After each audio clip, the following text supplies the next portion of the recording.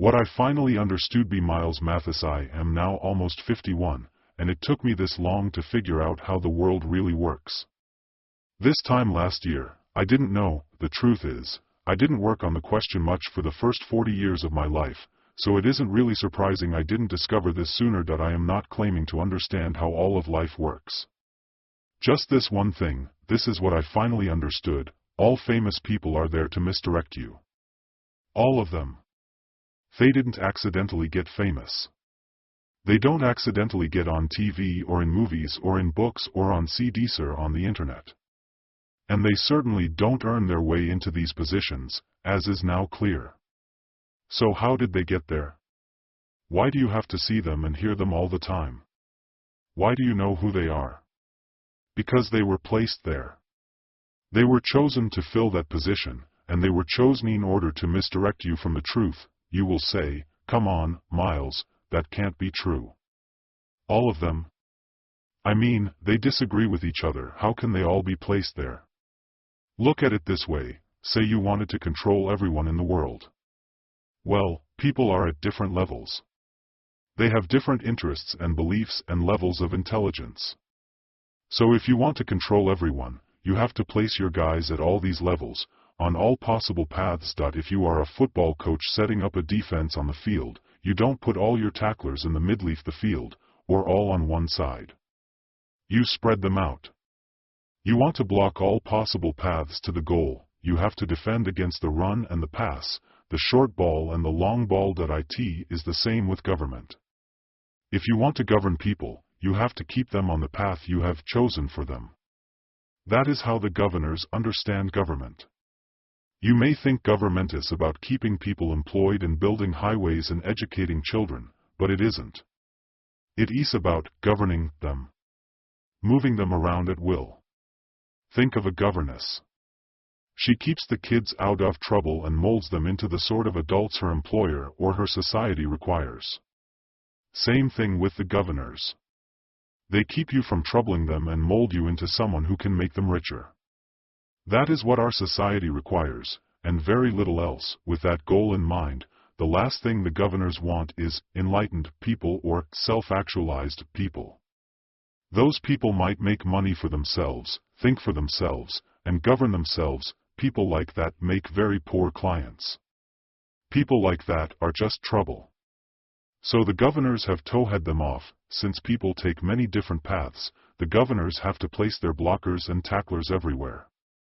They have to have blockers for smart people and dumb people, lazy people and ambitious people, caring people and uncaring people, progressive people and conservative people, men and women, young and old, and they have to have blockers and tacklers up and down the field, on the 50-yard line as well as on the 5-yard line. If you get past one line of tacklers, they have to have another line ready for you. To switch the visualization, no matter how high up the mountain you climb, they have to have some guru on a goat ledge positioned there to shunt you off on the wrong path. And no matter how deep down the rabbit hole you have climbed, they have to have some bearded caterpillar waiting for you to give you bad advice in solemn tones, recommending you eat the wrong cake or try the wrong door. I admit it took me a while to figure this out. Over the past decade I have lost more and more of my old heroes. I got around them and moved on up the mountain. But then I came to another set of heroes perched up there, and instead of learning from my past mistakes and looking at these heroes with suspicion, I instead protected them from questions like that. I didn't want to lose them, so I didn't look closely at them. I nodded politely in the old ways and knelt down for the next lesson, but eventually they said something that didn't fit the script, and the curtain was torn. I then felt like Jim Carrey in The Truman Show, when his car radio accidentally picks up the director's channel. I was forced to pick up my bamboo mat and kettle of fish and move further up the mountain. And no matter how high I got, I was always met by a new expert, pointing sideways along a path and smiling knowingly. Finally, I figured out the game.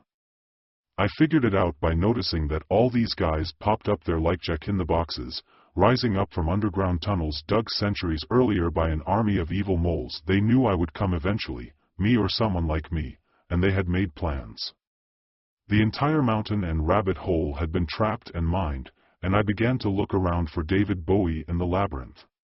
Like Bowie, These pretend sorcerers gave themselves away to a keen eye, since they got more desperate the nearer you got to the truth. The longer I stayed on the right path, the less likely I was to be fooled by the next trap, and they knew that. That doesn't mean any of this is easy. Maybe the hardest part is that you have to pass through a treacherous middle level on the mountain. Once you pass the halfway point on the mountain, the gurus get more clever. You already know a lot by that time, so they have to take that into account. They have to lead the lesson by reteaching you a lot you already know. This makes you trust them. One of their greatest tricks is unmasking gurus on lower levels, although those gurus are really their colleagues. They say, "Oh, by the way, you know that the gurus at level 42, 43, and 44 are working for the man, right? They were trying to keep you from climbing up to this level, because they are jealous of the view I have from here." Beautiful, isn't it? Guru 45 then subtly suggests his view is superior to views from even higher, and that you have no need to climb up further. He has to say that in just the right way, though, at the right speed, with the right inflections, or you remember that Guru 44 just told you pretty much the same thing. You hit another hard part when you realize all the gurus are planted. As soon as that sinks in fully, they stop sending you gurus. The jack-in-the-boxes stop popping up from the mountain ledges, and you find yourself alone with the birds and the bears. That is scary not only because you have no one to talk to but even more because your trick of doing the opposite of what you were told no longer works. You can no longer wait for the guru to point left and then move right. You have to decide on your own, without the help of negative evidence. That I know some of you are laughing, but do you understand how hard that is? If you are a good ways up the mountain, just think how many of your decisions were decisions of avoidance. Compare the number of paths you refused because they looked bad to the number of paths you chose because they looked good. If you are like me, most of your progress has been due to the former. Given 10 paths, you chose number 7 because 1 to 6 and 8 to 10 all stank. And they all stank because you could see lots of stinky people clogging up those paths. The choice was easy, but once you get past the gurus, you no longer have stinky people showing you how not to live. Up above you are only empty paths, none of them either beckoning you or offending you. All is silent, with the mountaintop draped in cloud. How do you know which way to go? Let us transport ourselves back down the mountain some ways, where the gurus are as thick as flies on a summer dunghill. At this level, I will not find many who wish to learn my lesson. The students are enthralled to the teachers, and do not wish to fall out of thrall. These students will tell me that one side or the other must be right. Given a certain question, they can't all be wrong, can they? Well, if they are all paid to be wrong, they can. This is easiest to see from the so-called debates we watch on TV. Whether it is political debates between candidates or manufactured debates on news programs, we always see the question divided two ways, and the people on both sides speaking nonsense. The truth is always avoided by both sides, as if it is a virus. Let's take a topic, say, gun control. This is probably the hottest topic of the past 2 years. My knee-jerk reaction is to be against gun control, if only because the governors are for it. If the government is trying this hard to sell mesamething, I know it is not worth buying. The government has proven over and over it can't be trusted, so I do the logical thing and refuse to trust it. But that doesn't mean I have gone out and bought a gun. That I am not a hunter, so I have no use for a gun. I don't really think a gun is going to even my chances against the government. But this is exactly what the pro-gun side seems to be arguing. And it seems to be what the audience is hearing, since the audience is going out and buying guns like they are about to be discontinued. Here is what you never hear in the gun control debate from either side. This is what I would say to the government when it sent in some stuffed shirt to promote gun control. Look, I have no need for guns. Most of my neighbors have no need for guns, unless they are hunters. If you want us to quit buying guns and ammunition in such outrageous numbers, why don't you quit scaring the shit out of us with all these fake murders like Sandy Hook and the Boston Marathon? Why don't you quit arming the police with tanks and machine guns? Why don't you quit using the Army and National Guard to run suspicion-less points? Why don't you quit running drills in schools and small towns, with black helicopters and live ammunition? Why don't you quit tasering people to death for minor infractions? Why don't you quit building private jails to house people who have done next to nothing? Why don't you quit turning the DHS into a Gestapo? Maybe if you guys quit acting Nazis, we would quit buying so many guns. Has that ever occurred to you? But you never hear that. You often hear some variation of the argument that the Constitution gives people the right to have arsenals of AR-15s to protect themselves from the government. That isn't any more sensible than the government line. If we are going to debate the topic, rather than just allow that what is what must be, we might want to make some rational suggestions, such as that it isn't necessary for the government to be at war with its own people. We got along fine as a country for 225 years without a Department of Homeland Security, and it wouldn't be that hard to turn back the clock just 14 years, to before 2001. None of this is necessary, neither the arming of the citizenry nor the militarizing of the police force. If we got rid of a few bad people at the top, it would all end tomorrow. As it goes with that topic, it goes with most others. Neither side is ever telling you the truth, because they are both trying to make a buck off of you. The gun control people are trying to get more taxes for Homeland Security, while the gun advocates are hoping to sell you a gun. Just imagine the total market for domestic arms sales in the past 5 years. It boggles the mind. Which means the government is probably playing both sides, as usual. I would be willing to bet that most of the money spent on guns in the U.S. since Obama took office has gone into the pockets of the same billionaires who are profiting from Homeland Security. It is doubtful that most folks have ever thought of that. Those who haven't should study the recent history of Smith & Wesson. Did you know that Smith & Wesson was bought out in a hostile takeover in 2001, and that the government was involved? Remember, 2001 was also year one of DHS. Coincidence? Did you know that the $200 million company was bought for $15 million, and that this rock-bottom price was due to firearm regulation by President Clinton? Did you know that after an initial plunge due to the Clinton regulation, their sales have since skyrocketed? Just a coincidence, right? Did you know that the buyer of Smith & Wesson was a startup company named Safety Hammer? We are told it was a maker of gun locks, but it wasn't.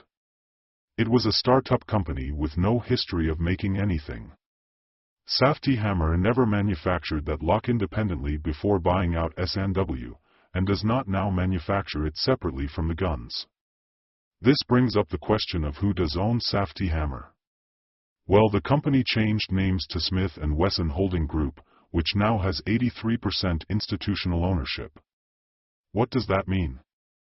It means the company is owned by institutions, mainly investment firms and banks. The two biggest owners are the Vanguard Group and Fidelity Investments, but other owners include the Royal Bank of Canada, ING, and Barclays. So my suspicion is proved true once again. The billionaire investors are making money off you both ways. They tax you for Homeland Security, which scares you into buying guns, and the money you spend on guns also goes to them. This list of institutional investors of Smith & Wesson rings a bell, since the top two appear on Project Censored's 2013 list of the world's top investment firms. 1. BlackRock US $3.560 trillion. 2. UBS Switzerland $2.280 trillion. 3. Allianz Germany $2.213 trillion. 4. Vanguard Group US $2.080 trillion. 5. State Street Global Advisors, SSGA, US $1.908. 6. PIMCO, Pacific Investment Management Company, US $1.820 trillion. 7. Fidelity Investments US $1.576 trillion. 8. AXA Group France $1.393 trillion. 9. JP Morgan Asset Management US $1.347 trillion. 10. Credit Suisse Switzerland $1.279 trillion. 11. BNY Mellon Asset Management US $1.299 trillion. 12. HSBC UK $1.230 trillion. 13. Deutsche Bank Germany $1.227 trillion. The number is managed funds. Notice that Vanguard and Fidelity are high on the list. BlackRock bought out Barclays Investments in 2009, but Barclays still has company assets of over $2 trillion. Note, that is company assets for Barclays, not managed funds. Beyond that, all of these companies have been caught up in illegal activities in the past decade, including the gigantic Libor and ISDA scandals, in which these people were caught fixing the prices of just about everything. Many of them have been fined hundreds of millions of dollars, but they still refuse to obey the laws. Most of them have been caught laundering huge amounts of money, but again, they have just been slapped on the wrist and gone on as before. Vanguard was prosecuted by the government under the RICO Act for illegally investing clients' monies in offshore gambling sites they bought off the court. You might also be interested to know that Vanguard and BlackRock are invested in Sturm, Ruger & Company, a competitor of Smith & Wesson. No matter what brand of gun you buy, they are raking in the money. The gurus are screwing you from both ends. The people they are hiring to debate gun control in the media on both sides are working for the banks. The escalation benefits them from all directions. So make a list of all the famous people selling both sides of this argument. No, really. Make an actual list. Write down all the people you love to hate who are on the other side. Then write down all the people that you think are on your side. Then ask yourself, are any of them speaking any sense? Or are they all promoting this escalation one way or the other? This is how it goes, on all topics. So what pushed me over the edge on the greater question of famous people? What was the aha moment? You may laugh, but it was Lyndon LaRouche. Someone said to me recently, you know, what is weird is how right Lyndon LaRouche was. And I got to thinking. Yes, he was right about a lot of things, and he was even right about the out there stuff, like the government pushing drugs, C-Dope Inc., laundering money, fluoride, the financial meltdown, pedophilia, and so on. So I went back and studied his writings across the board. Do you know what I found? A higher-level guru placed fairly far up the mountain to misdirect the most avant of the avant-garde conspiracy theorists.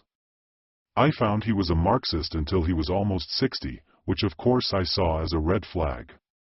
No one over 30 was still a Marxist in the US in 1970, except a few dupes and a few small-time spooks working the campuses. No true intellectual could stomach Marx's prose, much less his theory. I say that not as a champion of capitalism or of the US system in general, but only as a champion of reason. It should now be clear that Marxism was never anything else but a disguised replacement for republicanism, created to appeal to the idealistic youth of the West who were disenchanted with their own failed institutions. That is, socialism was dressed from the beginning to look like a fairer sister of democracy/republicanism, but it was actually a crone in poor makeup. It was purposely created to break down immediately into fascism, the way plastic is now made to break down when exposed to light. Marxism borrowed the egalitarian platitudes of republicanism, and even outdid it in its flattering guff the lower classes, but the theorists conveniently left out any of the hard facts of government, like constitutions, or courts, or human nature. And by resting the whole theory on the workers, Marx and his buddies knowingly built their edifice on sand. Though top-down governance is often or usually predatory, bottom-up governance is simply a contradiction in terms. You are just as likely to successfully run a country from workers' cooperatives as you are to run your house from the kid's bedroom. I am all in favor of trade unions and worker-owned companies, but at the same time I would not like to see a co-op of Walmart, McDonald's, and USPS employees running the country. While the system we have doesn't put the best people at the top, Marxism wouldn't either, but there were many other red flags with LaRouche, including his promotion of Leibniz, Abe Lincoln, Franklin Roosevelt, John Kennedy, NWAPA, SDI, and so on. It may seem strange to say it, but LaRouche was a gatekeeper like Chomsky, placed pretty far down the road to catch those who got too far ahead. Like Chomsky, LaRouche was instructed to admit to a large percentage of US and British crimes, to appeal to progressives and good researchers who had already discovered them. And also like Chomsky, LaRouche was there to prevent deeper truths from being discovered. Ironically, perhaps, LaRouche was, in most ways, positioned further up the mountain than Chomsky. LaRouche could admit to 911 where Chomsky couldn't. LaRouche could talk about outre crimes that wouldn't appeal to Chomsky's audience. And they were instructed to blow a very different smoke regarding Kennedy. While Chomsky pretended to be above the whole discussion, LaRouche was instructed to tell a new variant of the Oliver Stone story, intellectualizing it with the Yalta system and a new player, Mortimer Bloomfield. Notice in that link that LaRouche suggests Kennedy was killed for believing the US could win a war-winning capability, with the USSR. You have to be kidding me. Talk about muddying the waters with an absurdity. Do you really believe a US president could be too hawkish for the financiers behind him? This should only serve to remind us that LaRouche is himself a hawk, even hungrier for confrontation and new weapon systems than his colleague, archenemy, Kissinger, which brings up LaRouche's web of contacts. We are told that LaRouche traveled the world, having meetings with top people in many countries, including the Soviet Union. So how did he manage that? In 1967, at age 45, we are told he was teaching at New York City's free school, but there is no listing anywhere for that. We are told a group of students from Columbia and City College came to his classes and suddenly the National Caucus of Labor Committees was born. But if LaRouche was charismatic enough to start this movement on his own, why didn't he start it earlier? Why did he wait until 1968 when he was 46? We must ask not just why his movement caught fire then, but how. How were all the magazines and books and travel funded? How did LaRouche manage to schedule meetings with important people, seeing that up to 1968 he was not one and had no contacts? Some would say I have some far-out ideas like LaRouche had in the 1970s. Do you think I can use those ideas to schedule meetings with the heads of state in Europe, Russia, and Asia? Of course not. Revolutionary or non-mainstream ideas are precisely what prevent one from doing that. LaRouche's entire biography is a contradiction, since we are being sold the idea that he was attacking the mainstream leaders viciously while at the same time taking meetings with them. You will say I am implying that SDS, Students for a Democratic Society, or parts of it were infiltrated by the government, but LaRouche himself tells us that his NCLC was originally a faction of SDS, and although it was originally a new left organization influenced by Trotskyist ideas, it was opposed to the new left organizations which LaRouche said were dominated by the Ford Foundation, Institute for Policy Studies and Herbert Marcuse. If you can accept what he says, that other new left organizations were dominated by these government think tanks and foundations, why not his NCLC? LaRouche's organization has all the earmarks of late 1960s government programs, including brainwashing, violence, cultism, and created confusion, so why not ask the question? LaRouche writes in his autobiography that in 1971 the NCLC formed intelligence units, and the following year started training members in paramilitary tactics. Intelligence units? Does that sound like the language of a Marxist professor, or of a CIA agent? So if he is an agent, why did they later throw him in jail? Are you sure they did?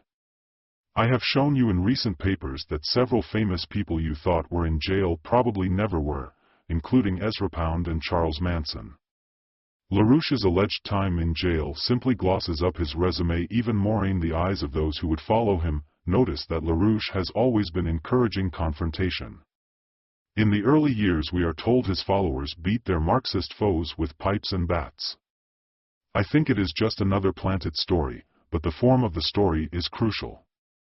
They want you to think there is a lot of political violence going on, even though there isn't, just as now they want you to think there are mass murders every month, although there aren't. The billionaires love a manufactured world of fear and chaos, because fear and chaos keep all markets brisk.